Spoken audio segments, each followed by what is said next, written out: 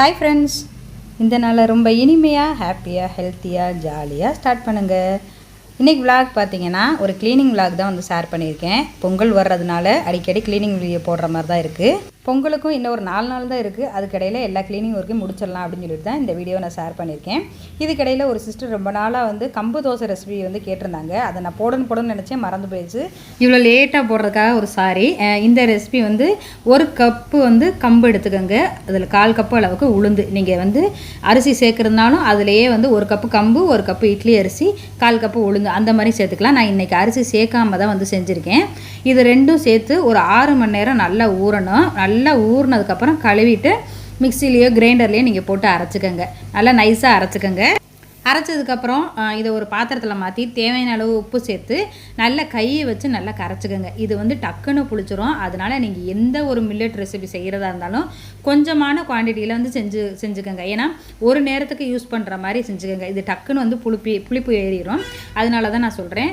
இது வந்து உப்பு போட்டு கரைச்சி ஒரு 6 மணி நேரம் வந்து அப்படியே வச்சுருங்க. இதை ஊற்றும் போது நான் காமிக்கிறேன். ஏற்கனவே நான் கிச்சன் க்ளீனிங் வீடியோ நான் போட்டுட்டேன். அதோட லிங்க் வந்து கீழே கொடுக்குறேன், மேலே ஐக்கான்லேயும் கொடுக்குறேன், செக் பண்ணி பாருங்கள். இது வந்து மற்ற இடத்துல உள்ள க்ளீனிங் வரலையா, இன்றைக்கி ஸ்டார்ட் பண்ணிடலாம் அப்படின்னு சொல்லிட்டு என் ஹஸ்பண்ட் தான் வந்து சாட்டர்டே சண்டே லீவு தான், அன்னைக்கு வந்து க்ளீன் பண்ணி தரேன்னு சொன்னாங்க. எனக்கு வந்து ஒரு 3 மந்த்ஸ் கிட்ட தான் ஆகுது. ஃபுல்லாகவே பெயிண்ட் அடிச்சு, அதாவது ஹாலும் ரூமும் வந்து பெயிண்ட் அடிச்சு அப்போதைக்கு எல்லாமே க்ளீன் பண்ணதுனால பெரிய தூசியெல்லாம் ஒன்றும் இல்லை, ரொம்ப இல்லை, கொஞ்சமாக இருக்கிறதுனால சரி நம்மளே முடிஞ்ச வரைக்கும் க்ளீன் பண்ணிடலாம் அப்படின்னு சொல்லிட்டு என்னால் முடிஞ்ச அளவுக்கு. ஏன்னா நிறைய ஒட்டடையோ தூசியோ அந்த மாதிரிலாம் எதுவுமே கிடையாது. கொஞ்சம் இருக்குது அங்கங்கே. ஆனால் இந்த ஃபேனில் எங்கேருந்து தான் இந்த தூசி வருமோ தெரில. ஃபேன் அடிக்கடி க்ளீன் பண்ணுறது கிடையாது. ஏன்னா தூசி சேர்ந்துச்சுன்னதை மட்டும்தான் அதை க்ளீன் பண்ணுறது. மற்றபடி அது சும்மா க்ளீன் பண்ணுறதுலாம் கிடையாது.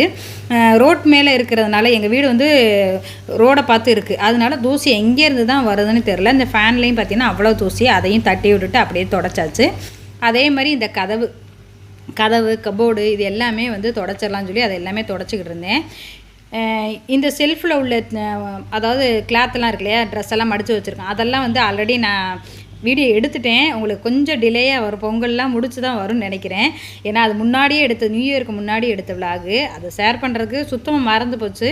இந்த சின்ன வயசுலலாம் பார்த்தீங்கன்னா பொங்கல், தீபாவளி இந்த மாதிரி ஏதாவது ஃபெஸ்டிவல் வந்துச்சுன்னா அதுக்கு நம்ம என்னென்ன ட்ரெஸ் வாங்கலாம், அதுக்கு மேட்சாக என்ன பேங்கிள்ஸ் வாங்கலாம், இயரிங் வாங்கலாம், இந்த மாதிரி தான் நம்ம வந்து இருப்போம்.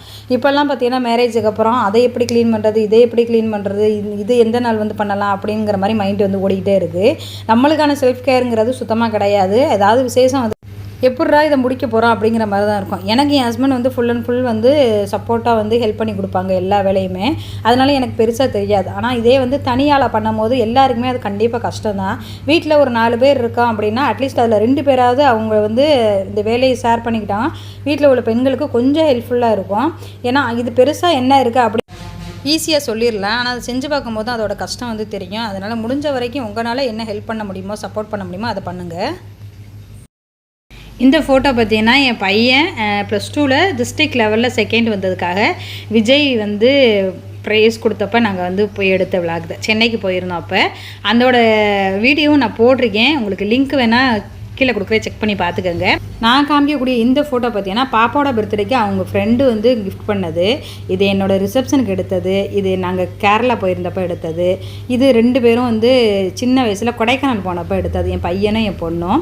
இது வந்து நான் முதல்ல சொன்ன மாதிரி விஜயோட சேர்ந்து எடுத்தது. நாங்கள் அப்போ எல்லாருமே போயிருந்தோம். அப்போ தான் வந்து பாப்பா பெரிய பொண்ணானதுனால பாப்பாவை கூட்டிகிட்டு போக முடியல, நாங்கள் மட்டும்தான் போயிருந்தோம். அன்னைக்கு அதாவது மறுநாள் விஜய்கிட்ட ப்ரைஸ் வாங்குறதுக்காக கிளம்பிக்கிட்டு இருந்தோம். முதல் நாள் நைட்டு வந்து முதல் நாள் காலையில் வந்து பாப்பா பெரிய பொண்ணு ஆகிட்டா. அதனால் எங்கள் அம்மாவை துணைக்கு வச்சுட்டு தான் நாங்கள் வந்து போயிருந்தோம்.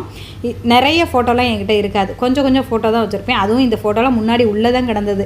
நான் தான் இப்போ ரீசெண்டாக இதெல்லாம் எடுத்து இதில் மாட்டி வச்சுருக்கேன். ஏன்னா கொஞ்சம் ஃபோட்டோவாசி இருக்கட்டும். ஏன்னா எங்கள் வீட்டில் ஃபோட்டோ மாட்டுறதுக்கான இடமே கிடையாது. இந்த பக்கம் ஜன்னல் இருக்கும், இந்த பக்கம் கபோர்டு இருக்கும், இந்த பக்கம் சோஃபா கிடக்கும், இந்த பக்கம் பூஜா யூனிட் இருக்கும். இந்த மாதிரி சுற்றி இருக்கிறதுனால வெறும் ஸ்பேஸாக வந்து இருக்கவே இருக்காது. அதனாலேயே எனக்கு வந்து ஃபோட்டோ மாட்டுறதுக்கெலாம் இஷ்டம் இல்லாமல் இருந்துச்சு. சரி, இந்த இடம் கொஞ்சம் ஃப்ரீயாக இருக்கனாட்டி இந்த இடத்துல நான் மாட்டி வச்சுருந்தேன். இந்த கதவு பார்த்திங்கன்னா அப்போல்லாம் பார்த்திங்கன்னா நிறைய டிசைனுக்காக இந்த மாதிரி போட்டு வச்சுருப்பாங்க. பார்க்க நல்லாயிருக்கும் அப்படின்னு. ஆனால் அது பார்க்குறதுக்கு வேணால் நல்லாயிருக்கும். இந்த க்ளீன் பண்ணுறதுங்கிறது ரொம்ப ரொம்ப கஷ்டமான ஒரு விஷயம். அந்த இடுக்கலையிலன்னு பார்த்தீங்கன்னா அவ்வளவு தூசி வந்து போய் அடைஞ்சிரும். அதை க்ளீன் பண்ணவே முடியாது. நான் என்ன பண்ணுவேன்னா பெயிண்ட் ப்ரஷ் இருக்கு இல்லையா, அதை வச்சு ஃபுல்லாகவே தண்ணி தொட்டு நல்லா தேய்ச்சிவிட்டு அது நல்லா ட்ரை ஆனதுக்கப்புறம் ஆயில் வச்சு ஏதோ ஒரு ஆயில், நம்ம தேங்காய் எண்ணெய் நார்மலாக இருக்கக்கூடிய தேங்காய் எண்ணெய் இதை வச்சு அந்த ப்ரெஷ்ஷை வச்சே ஃபுல்லாக பண்ணோம்னாக்கா கொஞ்சம் பாலிஷ் பண்ண மாதிரி இருக்கும். அந்த மாதிரி தான் வந்து பண்ணுவேன். ரொம்ப ரேராக தான் அது பண்ணுவேன். ஏன்னா அடிக்கடி இதில் தண்ணி போட்டும் துடைக்கக்கூடாது இல்லையா, அதனால். அதுக்கப்புறம் ட்ரெஸ்ஸிங் டேபிள் க்ளீன் பண்ணி வச்சுட்டேன். அப்புறம் வந்து வாஷிங் மிஷின் க்ளீன் பண்ணிவிட்டேன். வாஷிங் மிஷின் க்ளீன் பண்ண வீடியோ மட்டும் இதில் ஸ்கிப் ஆயிடுச்சு. வாஷிங் மிஷின் வந்து ஃபுல்லாகவே நான் வந்து ட்ரம் க்ளீன் பண்ணி ஃபுல்லாகவே க்ளீன் பண்ணிவிட்டேன். அது தனியாக உங்களுக்கு செப்பரேட்டாக ஒரு வீடியோ போடுறேன். இது எல்லா வேலையும் முடித்ததுக்கப்புறம் அப்பாடா அப்படிங்கிற மாதிரி இருந்துச்சு. ஏன்னா பெருசாக க்ளீனிங் ஒர்க் இல்லைனாலுமே கொஞ்சம் கொஞ்சம் பார்க்கும்போதுமே நம்மளுக்கு டயர்டாக இருக்கிற மாதிரி இருக்கும். அதனால எல்லா வேலையும் ஓரளவுக்கு முடிச்சிட்டேன். இதோட இந்த க்ளீனிங் ஒர்க்கை நிப்பாட்டி வச்சுக்கலாம் அப்படின்னு நினச்சிருக்கேன். அதுக்கப்புறம் இந்த மிளகா, கோதுமை இதெல்லாம் வாங்கி பவுடரெல்லாம் தீந்துருச்சு. சரி வாங்கி வச்சுட்டேன்.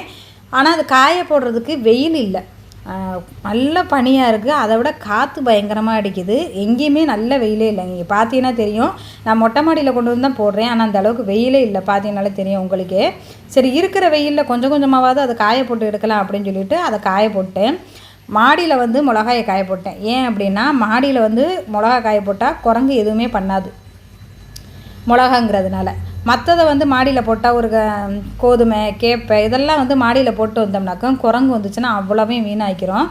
பாதி அங்கிட்டு அள்ளி இறச்சிரும், பாதி அது வாயில் போட்டுரும். அதனால் ஃபுல்லாகவே வேஸ்ட்டாக போயிடும். நம்ம போய் பார்க்கவும் முடியாது அடிக்கடி. அதனால் நான் மாடியில் அதை போட மாட்டேன். மிளகா மட்டும் ஒன்றும் பண்ணாதுங்கிறதுனால மிளகாயே நான் மாடியில் போட்டுட்டேன். இந்த கோதுமை இதெல்லாம் பார்த்திங்கன்னா இங்கே கீழே ஃப்ரண்ட்டில் இடம் இருக்கு இல்லையா, இந்த இடத்துல தான் நான் வந்து காய போடுவேன். இது வந்து ரேஷனில் வாங்கின கோதுமை கிடையாது. ரேஷனில் நான் பெரும்பாலும் வாங்குறதில்ல. அது ஏன் அப்படின்னு பார்த்தீங்கன்னா முன்னாடியெல்லாம் ரேஷன் கோதுமை தான் வாங்கி யூஸ் பண்ணேன். இப்போ பார்த்தீங்கன்னா அதை வந்து கழுவி தான் காய வைக்கணும். கழுவி காய வைக்கிறது இருந்தால் கண்டிப்பாக இந்த இடத்துல உள்ள வெயில் வந்து சுத்தமாக பத்தாது. அதுக்கு மொட்டை மாடிக்கு தான் போடணும். மொட்டை மாடியில் போட்டால் ஒரு ஆள் ஃபுல் அண்ட் ஃபுல் உட்காந்துருக்கணும் அது காயிற வரைக்கும். அதனாலேயே நான் வந்து அதை வாங்குறதும் இல்லை, யூஸ் பண்ணுறதும் இல்லை. கடையில் வாங்குகிற கோதுமையை அப்படியே கூட காய வச்சு அரைச்சிடலாம் அப்படிங்கிறதுனால அதை அப்படியே வாங்கி ஒரு 5-6 கிலோ வாங்கி அங்கே காய வச்சுருக்கேன். அதே மாதிரி கேப்பை மாவு கேப்பை வாங்கணும்னு நினைக்கிறது மறந்து போயிடுவேன். கிராசரி எழுதுவேன், அதை மறந்து போயிடும். அது எப்படின்னே தெரியல.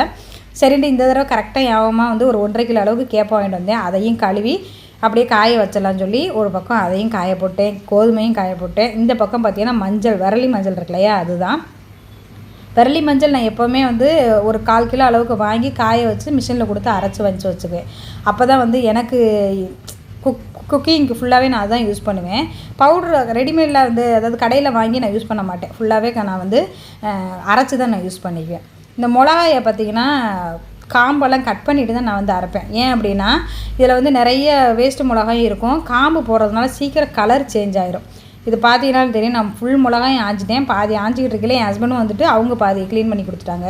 இந்த மாதிரி இருக்கக்கூடிய மிளகா இருக்கு இல்லையா, நான் இதில் எடுத்து போட்டுருங்க பாருங்கள். இந்த மாதிரி மிளகா இருந்துச்சுன்னா கண்டிப்பாக எடுத்து தூர போட்டுருங்க. ஏன் அப்படின்னு பார்த்தீங்கன்னா இந்த மிளகாயில் தான் கேன்சர் வந்து உருவாகுது அப்படின்னு வந்து சில இது வந்து நான் பார்த்தேன். அதனால தான் இந்த மாதிரி மிளகா இருந்துச்சுன்னா அது கண்டிப்பாக அது நம்ம 1 கிலோ மிளகா வேணால் அதில் கண்டிப்பாக ஒரு 100-200 கிராமாவது கண்டிப்பாக வேஸ்ட் ஆகும்.